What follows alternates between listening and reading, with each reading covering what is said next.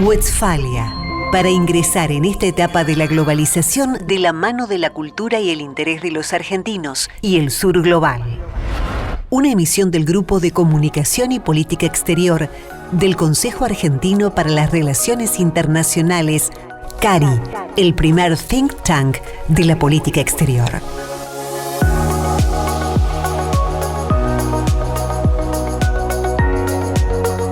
Otra emisión ya de Westfalia en esta nueva temporada, en una Argentina cada día más convulsionada, pero el mundo sigue andando y los problemas argentinos con relación al mundo también.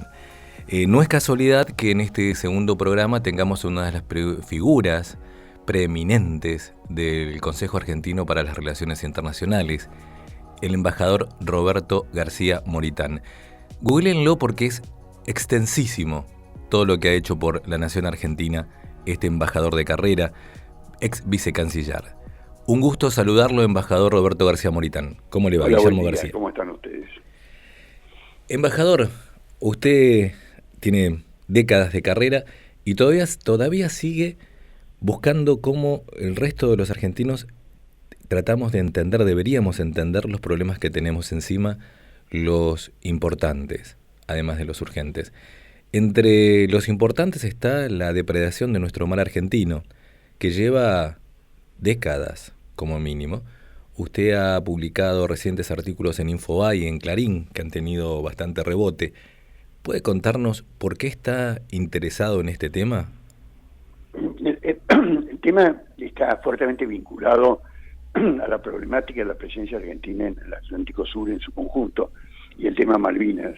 Las cuestiones de la pesca tiene básicamente tres ámbitos donde la política exterior debería tener incidencia directa y tomar decisiones.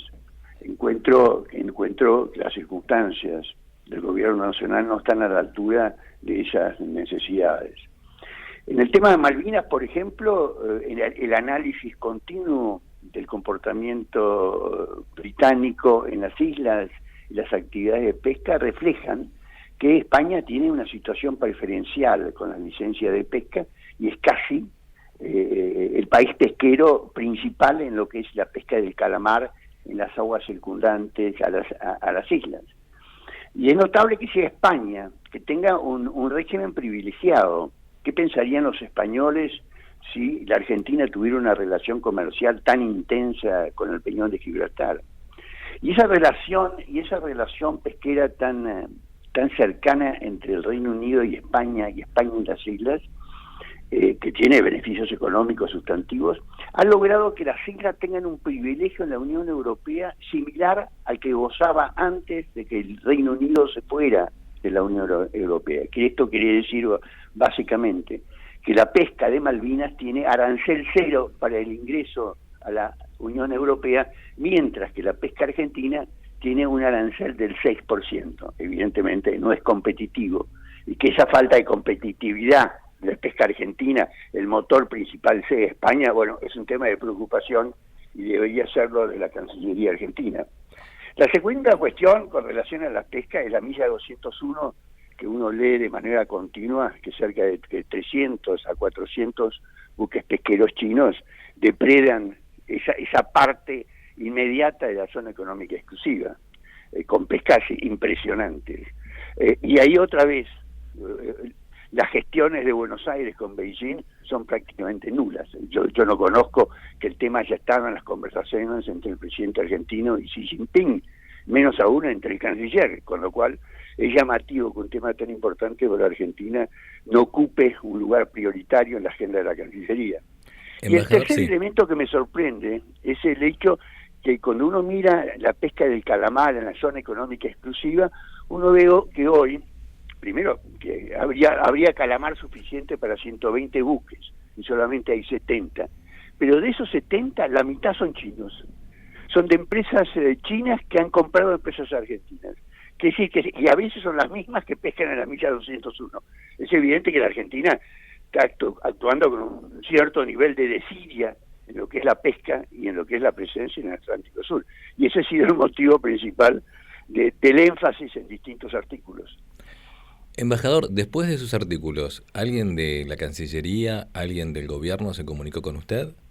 No, yo creo que esa desidia continúa al día de hoy. No sé siquiera si los han leído, pero son cuestiones que son importantes en términos de recursos que son argentinos, porque estamos hablando de especies que son migratorias.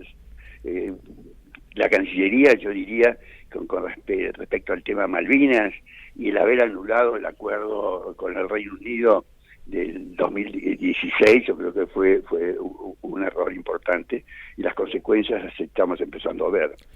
Pero sí, no noto que esta administración mire estas cuestiones con atención.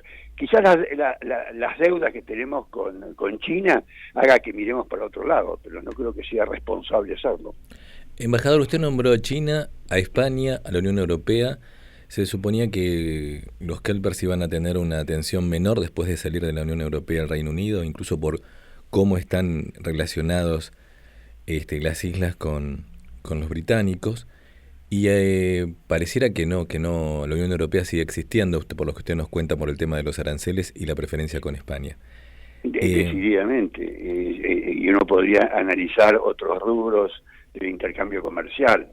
La misma parálisis que enfrenta el acuerdo Mercosur-Unión Europea refleja que hay un problema diplomático de por medio no resuelto. Sí, yo creo que la Argentina, mientras el Reino Unido, al irse de la Unión Europea, inició una estrategia diplomática muy interesante entre los 28 Estados miembros de la Unión Europea, yo creo que la Argentina se quedó mirando las moscas, porque es incomprensible que no haya advertido que había una acción de países de la Unión Europea en contacto con Londres en acciones contrarias a los intereses argentinos. Evidentemente la falla es más nuestra que de los europeos. Embajador, usted ha trabajado en su carrera diplomática con muchos gobiernos, con lo cual muchas figuras de varios partidos políticos lo tienen a usted como un referente. ¿Cuáles serían este tema, los otros, para un próximo gobierno que tiene que ocuparse apenas pise el Palacio San Martín, o mejor dicho, la torre que está enfrente? Yo creo que el próximo canciller debería tener una mirada adecuada de la situación geopolítica del mundo, de los factores de poder en el mundo, de los patrones de poder en las relaciones internacionales, y analizar la situación en la que se encuentra Argentina y la estrategia que deberíamos tener. La ubicación geográfica nuestra es sumamente importante. El futuro del Tratado Antártico está en juego. La problemática del Atlántico Sur no la podemos mirar de costado, de reojo, y eso tengo la impresión que es lo que estamos haciendo. Pero de pronto, contestando tu pregunta, yo diría que sí, que el próximo canciller debería tener una formación adecuada con un componente bien claro de los factores geopolíticos que hoy conducen los problemas principales, y muchos de los cuales tienen efectos sobre nuestros territorios marítimos y oceánicos. Embajador, ¿qué habría que hacer entonces con Londres, con, no sé si Bruselas, con Madrid y con Pekín en este contexto? El próximo canciller, o suponiendo que el actual lo escuchen, ¿cuál sería? ¿Solo una carta diplomática, una protesta, o hay otras acciones que se puedan hacer? Yo creo que la Argentina debería tener un diseño de política exterior muy comprensivo que abarque todos los rubros. Un diseño, una mirada geopolítica y un diseño de política exterior. Este tema no existe una cuestión única e individual. Se trata de un conjunto de acciones simultáneas, multilaterales, bilaterales en un conjunto de países, detrás de los objetivos que persiga en defensa del interés y la promoción del interés argentino. Así que estamos frente a una Argentina que ha ido perdiendo el rumbo de política exterior y que necesita restablecer y sobre todo estructurar una estrategia bien pensada sobre cómo defendemos, cómo nos ubicamos en el mundo. Generalmente se habla que la Argentina, se menciona que la Argentina tiene que abrirse al mundo, concepto claro, pero ese concepto hay que desarrollarlo y armar una estrategia alrededor de él. Una apertura inteligente. El título, el lema por sí mismo no es suficiente. Sí, es en la buena dirección. La administración del presidente Macri tuvo la buena orientación.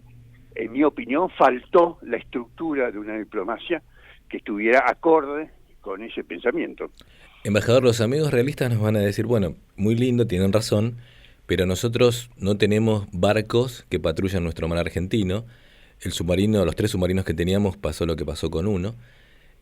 Si no tenemos poderes duros para poder patrullar el mar, nunca vamos a poder avanzar. ¿Qué tiene Es que ver cierto, eso? pero hay otros instrumentos hoy en día. La Argentina tiene una capacidad satélite interesante. Y no solamente se resuelve con la Armada es un instrumento útil y necesario, y es cierto lo que vos decís, las circunstancias financieras no nos permite tener la Armada que desearíamos. Pero hay otros elementos que dominan y que tienen mucha importancia y donde la Argentina sí puede tener un accionar, que es el conocimiento científico y tecnológico del Atlántico Sur. Y la Argentina tiene buques de investigación, tiene el INIDEP, que es un instituto de pesca extraordinario, tiene grupos oceanográficos de enorme calidad.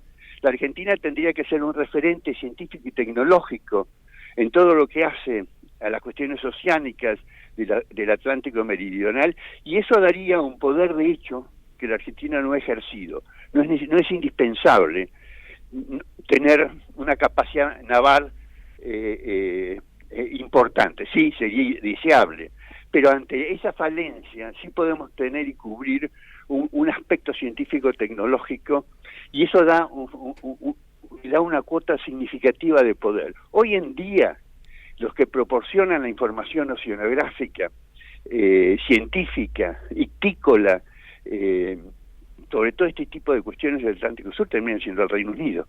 De hecho, cuando la Argentina participa en las reuniones del Tratado Antártico sobre cuestiones de pesca, termina usando información que provee el Reino Unido. Es decir, la Argentina debería empezar a ocupar espacios científico-tecnológicos en el Atlántico Sur, y eso nos daría un poder, de hecho, de enorme significación. Creo que es algo que tenemos que empezar a reflexionar al respecto. Embajador, nos quedan unos minutos, tengo 3 preguntas para hacerle.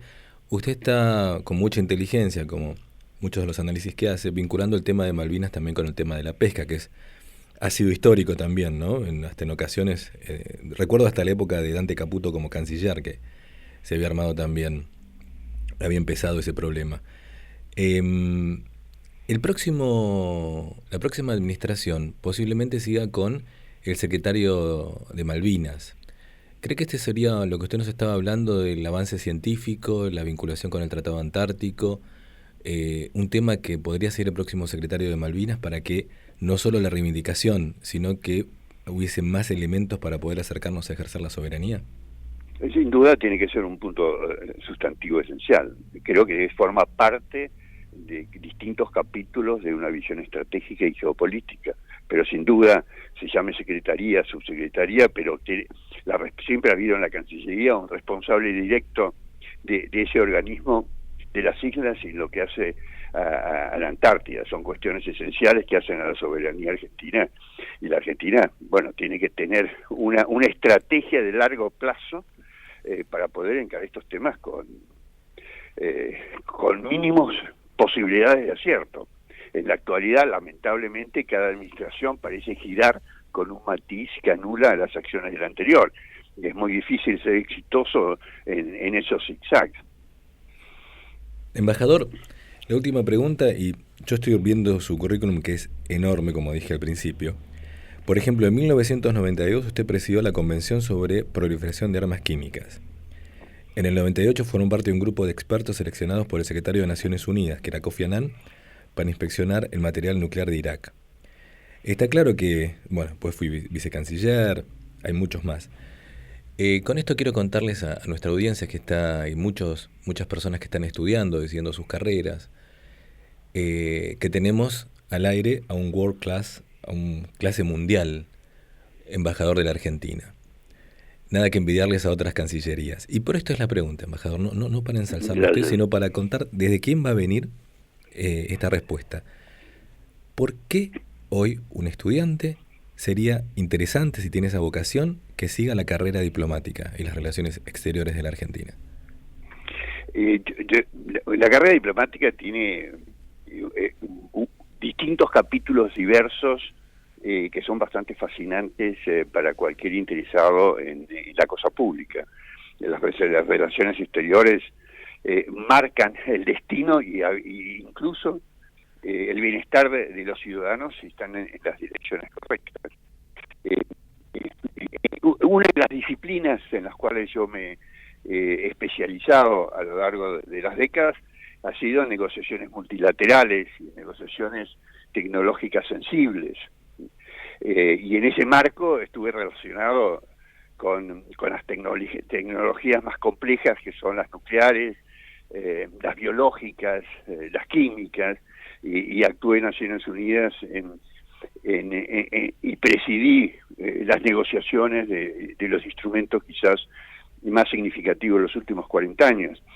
Y son cuestiones que hacen al poder, y es básicamente el área donde le presté mayor atención y me pareció más fascinante desde mi perspectiva personal mirar las relaciones exteriores, y es por eso que en nuestra charla de hoy yo he mencionado varias veces la importancia de una mirada geopolítica.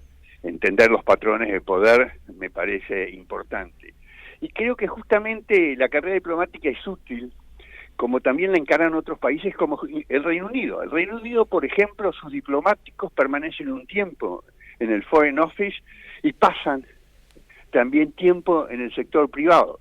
Al sector privado le debería ser muy útil tener la mirada de diplomáticos argentinos, y ese feedback entre el sector privado y el sector público yo creo que enriquece a los diplomáticos, y es una experiencia que la Argentina debería empezar a estudiar, la posibilidad de que los diplomáticos jueguen un rol dual, en el sentido de que sean prestados en ocasiones al sector privado para estimular la capacidad externa de ese sector. Yo, por ejemplo, hoy en día estoy actuando como presidente de la Cámara de las Empresas de Producción para la Defensa y la Seguridad. La Argentina tiene un capítulo en el sector privado de esa Cámara en las exportaciones de ese material sumamente significativo. Mi visión como diplomático, mis relaciones en esas negociaciones multilaterales que mencioné antes, bueno, son útiles para las empresas privadas que tratan estas cuestiones. Y creo que hay un área a explorar entre el sector público y el sector privado en materia diplomática, que es algo que todavía no hemos prestado la suficiente atención. Bueno, va a haber un cambio de gobierno, ojalá las autoridades que vienen lo escuchen, embajador, y la verdad que sí, la fortaleza de un país es su PBI, y su PBI lo hacen las empresas también, así que, porque es justo empezamos a hablar de las empresas de otros países que están depredando el mar argentino. Embajador, cuando hablo con gente que admiro tanto y respeto, me puedo quedar sin preguntas. ¿Algo le ha parecido que deberíamos contar antes de terminar? Yo creo que hay muchos temas para analizar. El último que se ha hablado mucho tiempo en la Argentina, y que ha habido un desmentido por parte del gobierno nacional, está relacionado con algunos de los temas que hemos tratado esta mañana, que es el puerto chino. Y yo creo que es importante que tengamos en cuenta que de hecho ya China tiene varios puertos en la Argentina. Los puertos que tiene Nidera y otras cerealeras de empresas chinas, bueno, son puertos chinos. La presencia de puertos chinos en Montevideo para la pesca ilegal es algo que uno lo nota de manera permanente. Y es algo que tenemos que analizarlo con una perspectiva bastante amplia, porque si el puesto chino no se establece en algún lado de la costa argentina, va a terminar ubicándose en Punta Arenas o en algún lugar de la costa chilena, y esa sería una evaluación que debería también hacer Buenos Aires. Interesante, embajador. Bueno, lo vamos a seguir molestando entonces. Sí. Un abrazo grande y gracias por el llamado. Un abrazo fuerte, embajador. Chao. Seguimos acá, en esto que es Westfalia.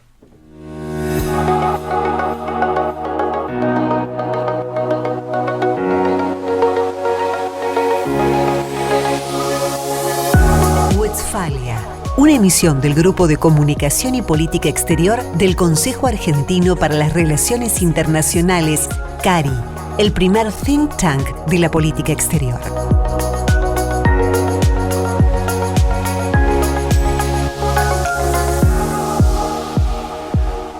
Estamos en Millennium, haciendo este podcast con muchas ganas Y seguimos porque esto no se acaba y es el tema hace muchos años cuando la democracia había vuelto en Argentina y los derechos humanos, la Constitución, con la democracia se come, se cura y se educa, era un leitmotiv, algo que estaba en el horizonte, que sigue estando por suerte, o no, que no esté, que no hayamos llegado, bueno, eso es otro tema, pero que siga estando como valores es lo importante.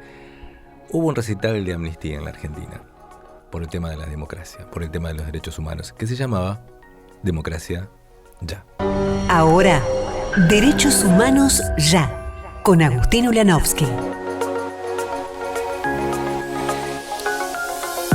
Y Derechos Humanos Ya era lo que cantaban Sting, Peter Gabriel y Charly García allá en los recitales en la Argentina a finales de los 80, cuando la democracia era todavía un valor a defender, lo sigue siendo, pero bueno, estaba más en el horizonte. Seguimos con Derechos Humanos Ya. Doctor Ulanovsky, ¿cómo le va, Agustín? ¿Cómo estás, Guillermo? Gracias por la invitación. Una semana interesante en la Argentina, pero no vamos a hablar de la Argentina, sino de los derechos humanos que son universales. Cuénteme una cosa, ¿qué nos tiene preparado para hoy? Bueno, hoy habíamos quedado en hablar un poquito de la Comisión Interamericana de Derechos Humanos, que es un organismo del sistema interamericano, forma parte de lo que es la OEA, clave en la promoción y protección de los derechos humanos en toda la región. Y vos hacías referencia precisamente a una época de Argentina, donde estaba la dictadura militar, y fue justamente la Comisión Interamericana, con su célebre visita en 1979, la que permitió mostrar al mundo parte de lo que estaba pasando, ¿no? Patricia Derian vino.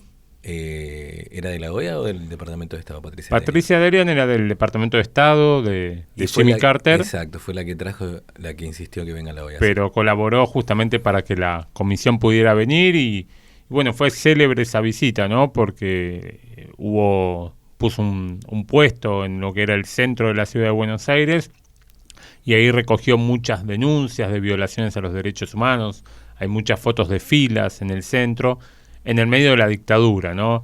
Y ese aire fresco, esa posibilidad de denunciar, que después terminó en un informe publicado en 1980, donde la comisión testimonió y dio cuenta de lo que estaba ocurriendo en Argentina, fue el puntapié para que hubiera cada vez más presión internacional hacia ese gobierno y esa dictadura, y que terminara, bueno, muchos de esos líderes juzgados y condenados por la propia justicia argentina, ¿no? Bueno, un caso sin precedentes, como se ve en la película que está hace poco, ¿no? Argentina, 1985. 1985. Sí.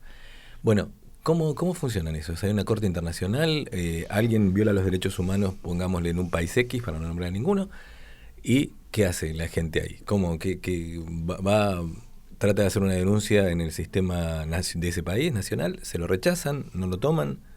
¿Qué puede hacer? Correcto, como bien vos decís, es un sistema subsidiario, es decir, primero debe haber alguna denuncia o algún tipo de intervención en el país denunciado. Si ahí no hay resultado, o si el resultado no es lo que espera el denunciante, puede ir a la Comisión Interamericana, que está en Washington, pero se pueden completar formularios virtuales, enviar denuncias por vía mail, y cumpliendo una serie de requisitos, la comisión lo que hace es investigar si efectivamente hubo una violación de derechos humanos o no. En caso de que piense que la hay, corre traslado al Estado, que bueno, tiene la oportunidad de contestar, y ahí se abre un proceso de intercambio entre las partes, como para ver si se logra llegar a alguna solución amistosa.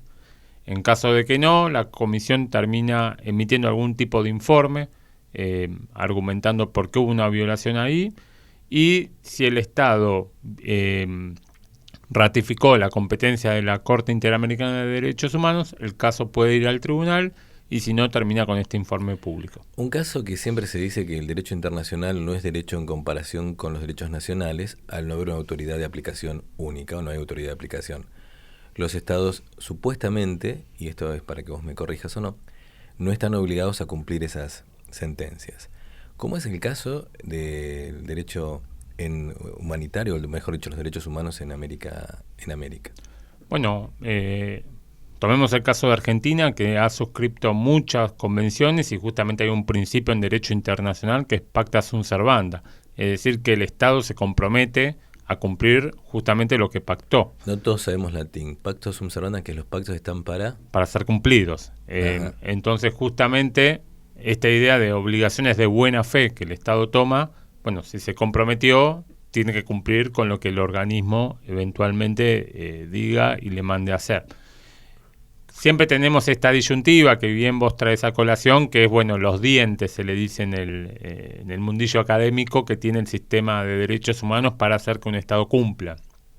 Puede haber algunos estados que no sean medio reacios a cumplir con estas normas, y bueno, ahí necesitamos una comunidad internacional que esté alineada y que quiera presionar a este Estado para que sea, lo cual muchas veces es un gran desafío. A mí siempre me ha llamado la atención, y con esto por ahí vamos terminando, es empresas que dicen, no, vamos a ir a la Corte Internacional, a la Haya, no sé dónde. Vamos a ir a los tribunales internacionales porque no nos están respetando los derechos humanos. Y por ahí son derechos de propiedad. Ojo, no digo que no lo sean. Hay casos y casos. ¿Cuál sería, hasta dónde son derechos humanos y hasta dónde son otro tipo de derechos para poder ir al sistema interamericano? Bueno, a priori los derechos humanos lo tienen las personas, recaen sobre los individuos. Es cierto que cada vez hay más debates sobre cuál es el rol de las empresas, no solo como portadores de derechos, sino también como obligadas. Cada vez más la ONU, la OIT, OCDE, organismos internacionales empiezan a decir el compromiso que tienen las empresas respecto a los derechos humanos. Ya no son solo los estados los obligados. Así que si abrimos esa puerta de debate en torno al rol de las empresas y los derechos humanos, diría que también prestemos atención no solo a los presuntos derechos que una empresa pueda alegar, sino también a las obligaciones que pueden recaer sobre ellas. Para la próxima, contanos la diferencia de los derechos humanos en las comunidades, porque hay un derecho de comunidades, y los individuos, ¿no? Si están en contradicción o no. Pero eso lo dejamos para la próxima, Agustín. Muchas gracias, Guillermo. Seguimos aquí, esto que es Westfalia.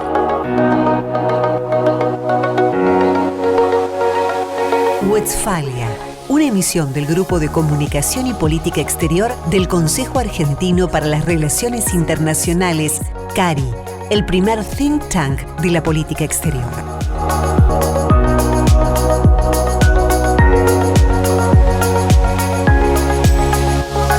Bueno, estamos terminando ya este programa tan lindo aquí en Millennium con las manos mágicas del señor Germán Cipolla. Gracias, Germán, como siempre, haciendo que esto salga bastante decente. Nos vemos en una semana aquí, en esto que es el podcast del Grupo de Comunicación y Política Exterior del Consejo Argentino para las Relaciones Internacionales. Un abrazo.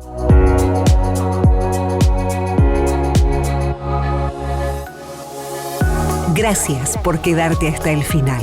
Los esperamos en las diversas plataformas de podcast y en las redes del Consejo Argentino para las Relaciones Internacionales. Las podés encontrar en www.cari.org.ar. Este podcast es un producto del Grupo de Comunicación y Política Exterior del Consejo Argentino para las Relaciones Internacionales.